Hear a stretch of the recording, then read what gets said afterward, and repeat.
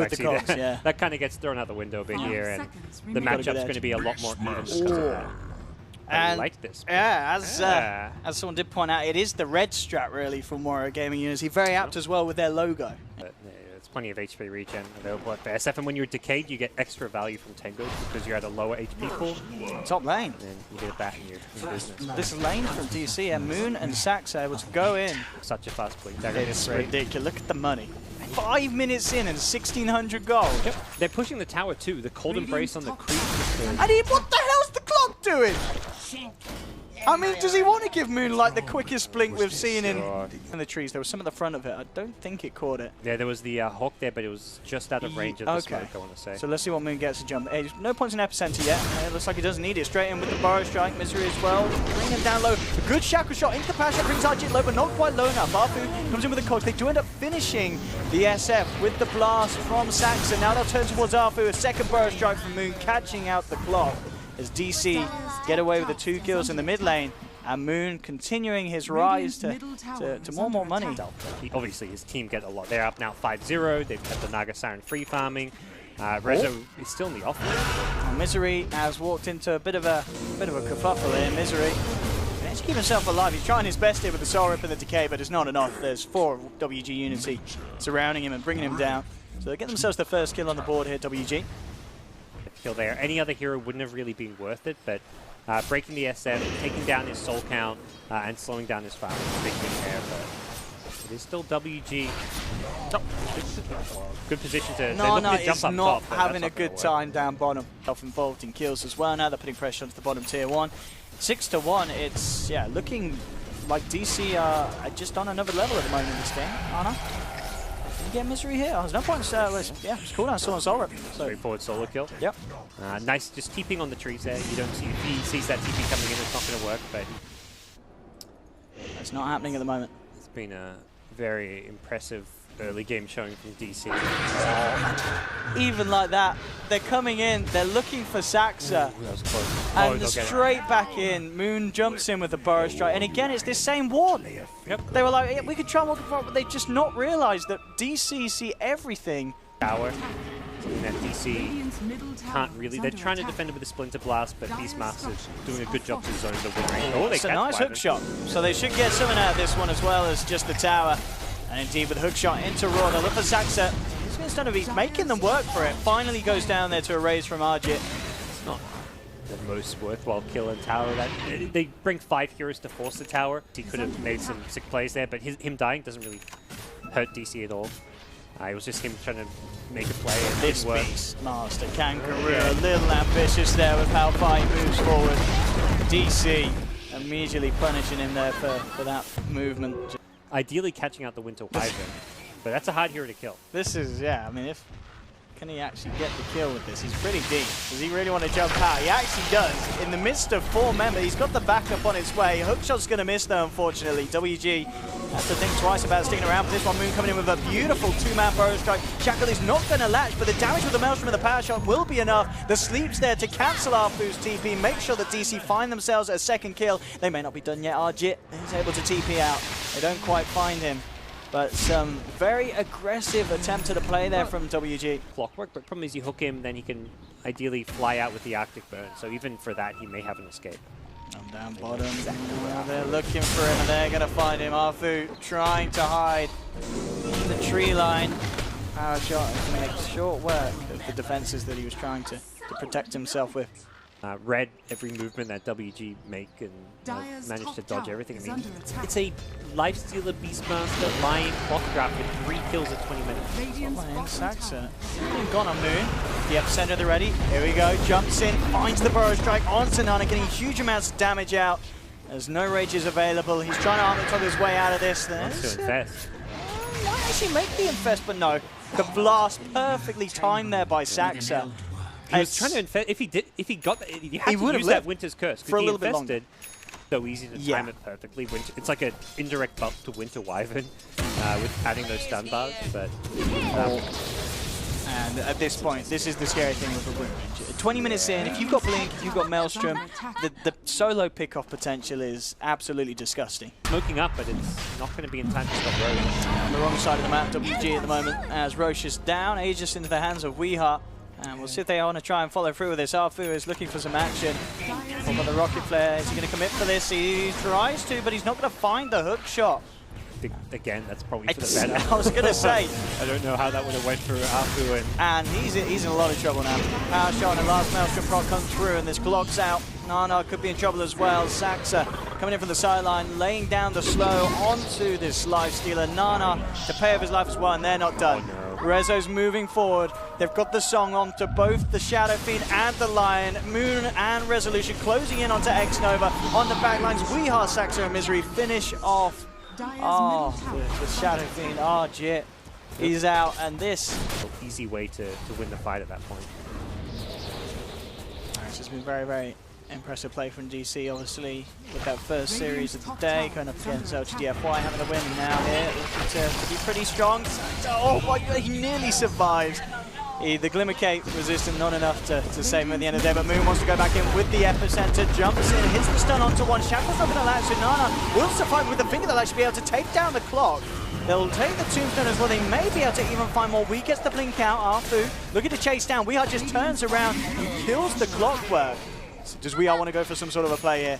He may think about doing so. Shackle isn't going to latch, and that could put the end to what could have potentially been a nice little flashy play from him. He's blinking forward, seeing if they can find Nana. It's not like a Deso or anything kind of gimmicky like that. It's just more like a standard when you're in your build. So until you get like a big DPS item, the range is not getting built. Surely he doesn't get it. No, they get the roar out. That all comes through, but he's already raged the lifestealer, so he's able to kill off Moon. But here comes Saxel with the ultimate, cancelling the TP, holding Nana in place. They get the lifestealer and the Beastmasters. DC turn around that play from WG Unity and slam it straight back in their faces. Yep. Maybe a timing where they could possibly go high ground. Again, it's not like they're in any rush. Even if they get that Aegis and don't. Just on the edge. Really that must have been the last millisecond. That was close. He gets him. Oh, hello. All right. He actually survives for the time being. I mean, he does need to be careful. There was an epicenter somewhere ahead. Yeah, Moon epied on the Lion. They'll come in, they'll surround Kangaroo. Moon is out of mana, and Nana coming in, they can't quite get the killer because of the cold embrace, keeping Moon alive. Archit does have a Shadow Blade and a Requiem at the ready. Not looking for the stun. Archit in the middle of it, all going for the big Requiem play. He'll get a huge amount of damage out. Weeha taken out by one more raise if he can find it, but it looks like he's already used Weeha to find, and indeed Archit, he didn't have the energy in the tank to pop him up, and in come DC back onto the SF. Moon jumps back through. They'll take the Shadow Fiend out. Nana trying to eat down on the tombstone, but DC, they're hungry. They're ready to chomp down on the lifestealer himself. Gets himself inside one of the creeps. They just need to take that out. They could finish him off. Saxa jumping in. They can find this kill. Nana and Arfu on their retreat back to the base. The Splinter Blast catches out the clockwork. Nova's there on the line though to hold them back, and Nana ends up surviving. Yeah, they want to look for Saxa, and they'll find it. Finger and all, Nana coming in for the last touch. We have in the high ground, see if we can finish off Nana, but Nana survives, keeps himself alive here. Power shot's going to miss, and through it all, Nana stays alive. Yeah. Upper hand in a full-scale team fight. Overall net worth still leading by just over 15,000. Nana could be in trouble. They're pinging him out. They know he's there. The raised TP, but the Winter's Curse is there. Saxa again, setting up for the team.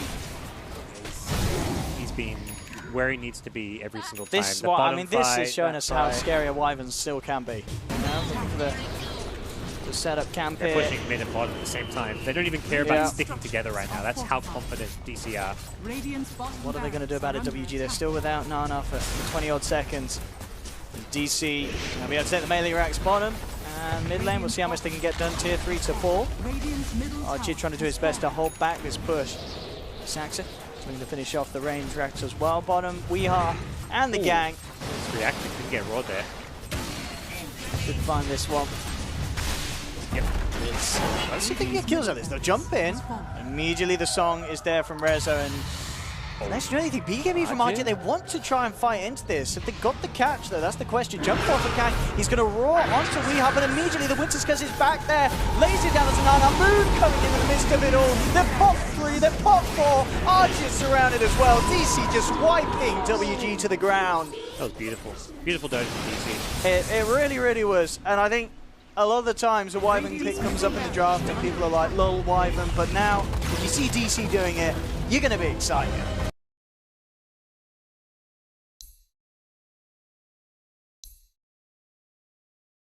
Goes all 3 lanes, Weaver goes all 3 lanes, I'd say. To me, maybe Bristle's the most likely mid candidate.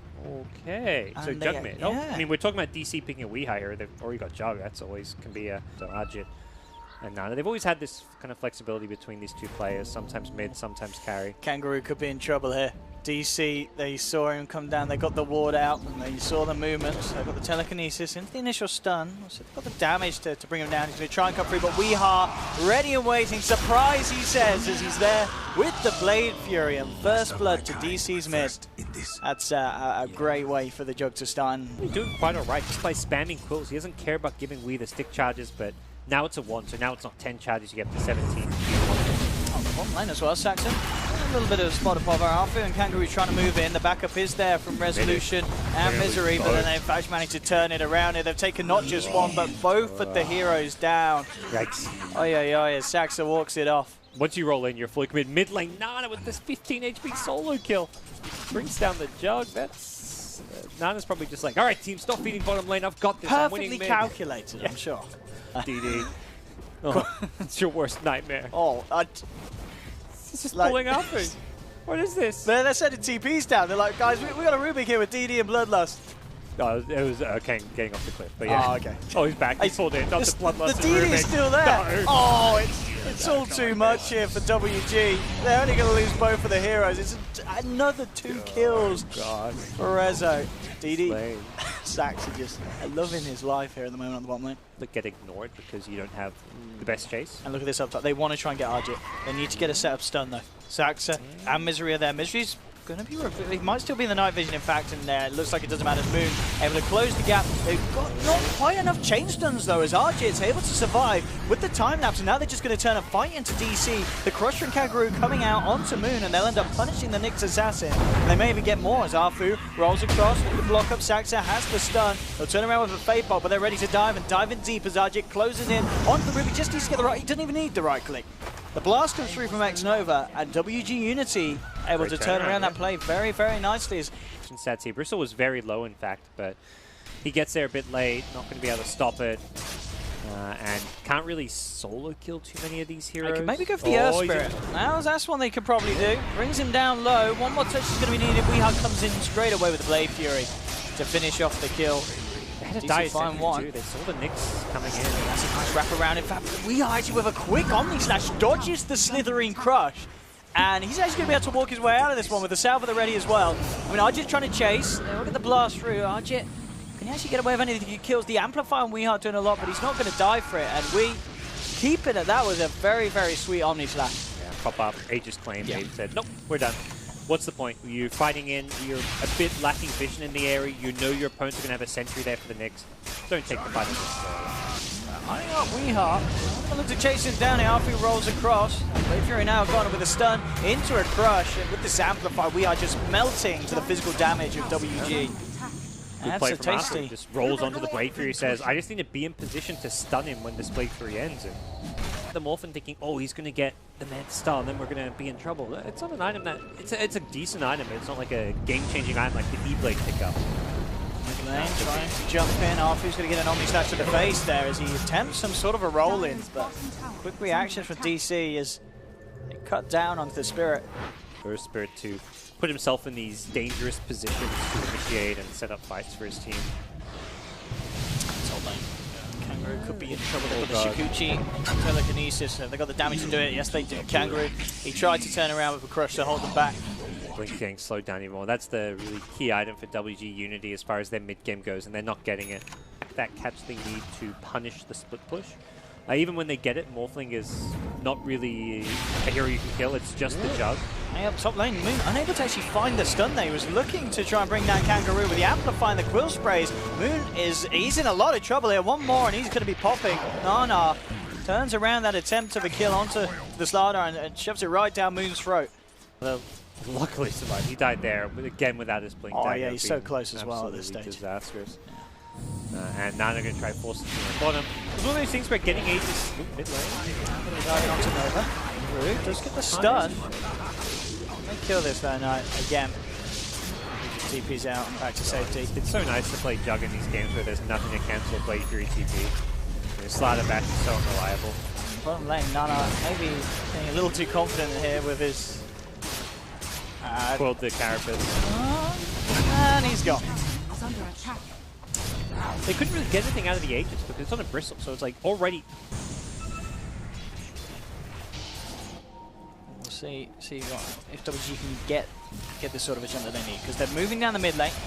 Misery, they're alongside Saxa, but again, Saxa with the stolen should prove to be incredibly elusive, but now a good crush from Kangaroo. Catches both out. They should be able to get both of these kills here, WG, and that exactly what they need. Plays like this, setting up for 2 tasty kills. Kangaroo They're and geared to Blink at least get the T2 mid because no split push threat yet at top or bottom. But as soon as you see those 2 kills happen, Rezo makes the move towards that top lane, recognizing that they've got good pressure. They push fairly slow without a Deso, but it's one of those things where you get so few opportunities to push without the threat, the split push, and that split push is coming too slow that you probably feel like you can go for this. Yeah, and they need to as well. They jump immediately in onto Moon. Moon's going to be bombed. He's got no buyback. And this is the pace that they need, because obviously with the Shadow Plane into Silver Edge build that Weehar's going for, once that Silver Edge is out, Nana's game is sort of ruined. If you get the touch on the Bristle, he's going to melt very, very quickly. As you said, WG getting that good kill, a lot of pressure onto the tier 3. Morph's split push will slow down now that Slatter's TP back, and I think the call is to full retreat here, but Wee's chasing with the Shadow Blade at back in mid. And with the Omni Slash jumping and the Blade Fury follow, Nana would be in trouble, finally dropped. He's not the only one that Weehar was able to take down as well with that play. A good crush, potential turnaround with the Amplify out. Can they actually find anything in return? That's the question. No, they can't. Saxa with a quick fade bolt to the back of Slatter, and indeed, Resolution. He is he's playing a solo game here, really. Yeah, the Slatter TP back to stop the whole split push, but then got recalled in. They thought Morph was out. It was probably the Slatter saying like, okay, Morph isn't split pushing anymore. We're good. But then he stuck around. Rezo. And they can't get, he's got Manta. So he's fine. They can chase him, but yeah, he's got too much HP. There's no way they kill him. And his illusions are almost killing Arthur as well. They won't, but I mean, Resolution split push faster than 5 WG heroes push. And that's it done now for Weeha. He's got the Silver Edge. So Nana has to be so careful about taking that first touch in the fight, otherwise he's going to melt. Already moved. Trying to initiate Resolution with the follow-up burst, bringing down the Earth Spirit. Nana's in the center of it all as well. They are going to try and drain Rezo's mana, but it's not going to work, and there's Weeha, comes in, chops down the Bristle, immediate buyback from Nana. It's a stolen amp damage too that did a huge amount of physical onto Nana because of that. Kangaroo jumps in with the crush, play with his life. Too much. And yeah, this could all fall apart. We've got another Silver Edge. Nana has to be careful. Sure, you know, if Resolution was able to take Rax on his own up top, the full 5-man push is going to be even quicker. What can WG do to stop it? Oh, that's a Silver Edge. Omni Slash as well. Survive this, they're spreading out the Omni Slash jumps. Looks like Nana will manage to survive through this. Keep the team alive. 10 seconds and the Slardar will be back up, so WG with a good hold to start with. DC, they've got Weeha and Resolution back on towards the tier 3. Roll in, immediate stun, it goes into the spike Carapace. Oh, he did. He wasn't up. I don't know what he's doing. I thought he was rolling into ulti, but then I was like, oh no, he's just rolling in. And Nana's down. That is a dieback on the Bristleback. It looks like DC should be on the verge of taking game 2, and indeed they do. 22 to 8, 26 minutes in. Again, another quick game in this series between DC and Wargaming Unity, and it really just was that DC, they were the better team.